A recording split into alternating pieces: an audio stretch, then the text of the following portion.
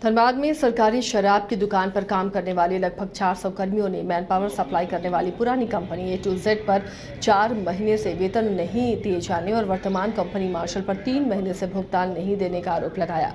वहीं कर्मियों की मांग पर सहायक श्रम आयुक्त ने दोनों कंपनियों को नोटिस जारी कर मजदूरों के बकाया वेतन का भुगतान करने का निर्देश दिया है।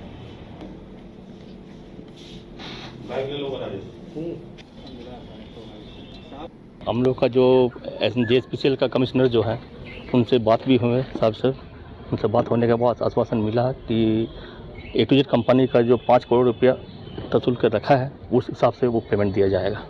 कब तक ये पेमेंट किया जाएगा? ये डिमांड है। वर्तमान कंपनी ने भी कितने महीने से 3 महीना पेमेंट अभी तो नहीं हुआ है। देखिए, हम लोग शिकायत किए थे वेतन नहीं मिलने के बारे में। पुरानी कंपनी 4 महीने का वेतन लेके चली गई। वर्तमान समय में भी जो कंपनी है वो अभी 3 महीने विलम्ब से वेतन का भुगतान कर रही है।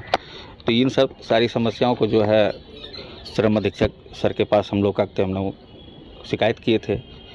तो इनके द्वारा एक नोटिस भेजा गया कंपनी को, लेकिन उनका प्रतिनिधि जो है 7 तारीख को नहीं आया।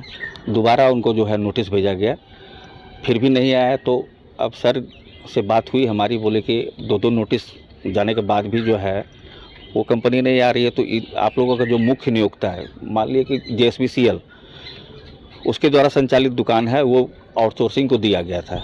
अब वो कंपनी नहीं आ रही है, उनका सिक्योरिटी मनी वगैरह जो है, बैंक गारंटी, ये सब सारा चीज़ जो है JSPCL में जमा है।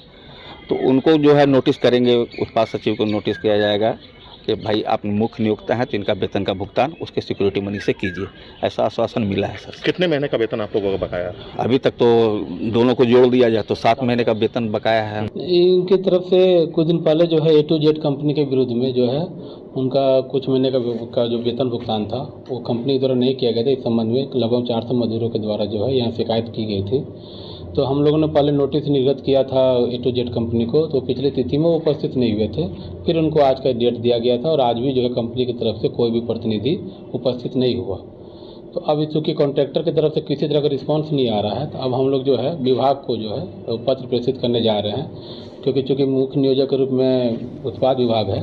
तो उत्पाद विभाग से हम लोग अनुरोध कर रहे हैं कि अगर कॉन्ट्रैक्टर पेमेंट नहीं कर रहा है तो आप जो है बकाया मजदूरी का जो भुगतान है उसको करने के लिए मतलब आप अपनी तरफ से इनिशिएटिव लेने के लिए।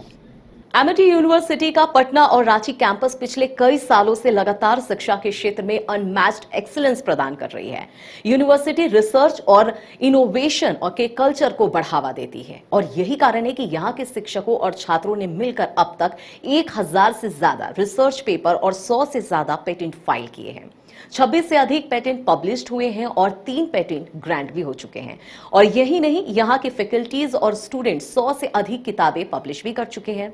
यूनिवर्सिटी के दोनों ही कैंपस में स्टूडेंट्स को कॉर्पोरेट प्लेसमेंट प्रोसेस को क्रैक करने के लिए ट्रेनिंग दी जाती है और इसलिए एमिटी यूनिवर्सिटी अपनी स्थापना से ही देश विदेश के कई जानी मानी मल्टीनेशनल कंपनीज जैसे Amazon, एक्सेंचर, JP मॉर्गन और JPT, TCS, Wipro, ITC, federal bank, Hindustan Unilever जैसे 180 रेप्यूटेड कंपनीज के लिए रिक्रूटमेंट की प्रेफर्ड चॉइस बन गया है। यही वजह है कि आयुष कुमार को JPT कंपनी लिमिटेड में 24 लाख, जान निसार अख्तर को Amazon से 30 लाख और देव नरूला को ह्यूमन होल्डिंग कंपनी लिमिटेड से 44 लाख 50 हजार का पैकेज मिला है। वहीं सुमन गुप्ता को पालो ऑल्टो में मिले 47 लाख के हाईएस्ट पैकेजेस से यूनिवर्सिटी ने बिहार और झारखंड में एक नया रिकॉर्ड कायम किया है।